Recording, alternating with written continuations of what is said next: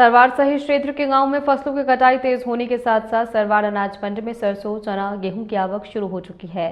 सरवार के किसान अनाज मंडी में कम और बाहरी व्यापारियों को अपनी चना, सरसों, गेहूं के फसल ज्यादा बेच रहे हैं। इसी का जमकर फायदा मंडी के बाहर के व्यापारी उठा रहे हैं, जिसमें मंडी को राजस्व नुकसान हो रहा है। अब इस संबंध में एक्सप्रेस न्यूज भारत की टीम ने सरवार मंडी के कर्मचारी से किसानों के द्वारा अनाज मंडी में फसल बेचने से होने वाले फायदे और नुकसान के बारे में पूछा तो मंडी कर्मचारी ने बताया कि अनाज मंडी के गेट पर जो किसान का जो प्रवेश पर्ची दी जाती है वो किसान का किसी बीमे से कम नहीं।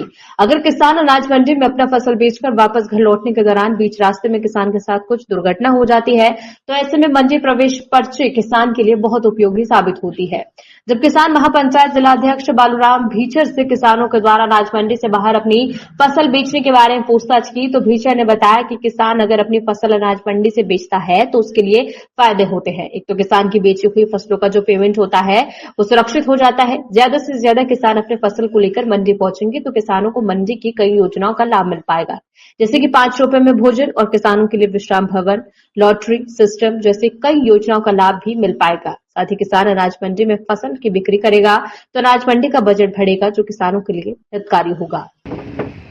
और मैं अभी सरवाड़ अनाज मंडी में हूँ और अनाज मंडी की हालत ये है कि यहाँ आपको सन्नाटा पसरा हुआ दिखाई देगा।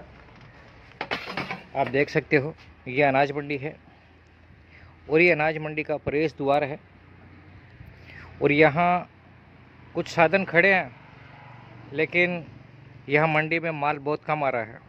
दूसरी जो चीज़ मैं आप लोगों से कहना चाहूँगा दोस्तों, वो है किसानों के हित के लिए इसे किसान लाल पर्ची के नाम से जानता है, प्रवेश पत्र, जो कि इस मंडी का प्रवेश पत्र है। और ये किसान के जेब में जब तक है, जब तक किसान के साथ जो मानो कोई घटना हो जाती है और ये पर्ची अगर उस किसान के जेब में है दोस्तों तो किसान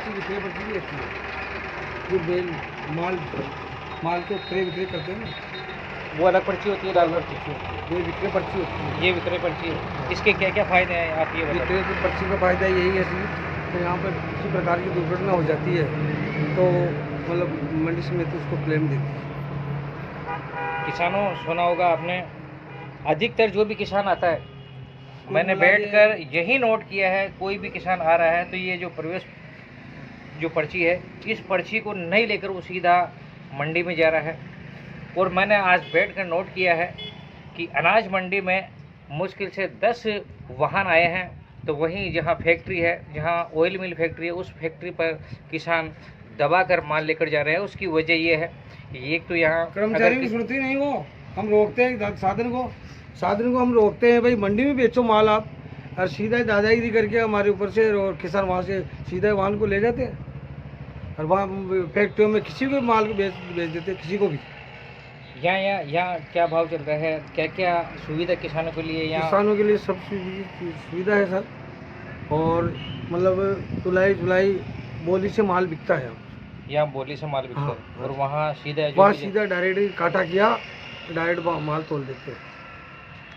दोस्तों ये बात और नोट करने की है कि आप अगर मंडी में, अनाज मंडी में अगर आपका गेहूँ, सरसों बेचोगे तो जो भी बेचोगे तो मंडी का भी विकास होगा। और हाँ। दूसरी बात मैं आपको कह दूं, जैसे किसान खेत पर काम कर रहा है, उसके साथ कोई दुर्घटना हो जाती है तो आपको जो मंडी के जो पैसे मिलते हैं वो इसी कैसे देंगे? मंडी का क्लेम यहीं से मिलता है। जब आप मंडी में माल नहीं बेचोगे और सीधा ही फैक्ट्री में बेचोगे दोस्तों, तो अगर इस मंडी के पास बजट नहीं होगा तो आपका क्लेम कैसे पास होगा? ये सोचने वाली बात है, हर किसान के लिए सोचने वाली बात है।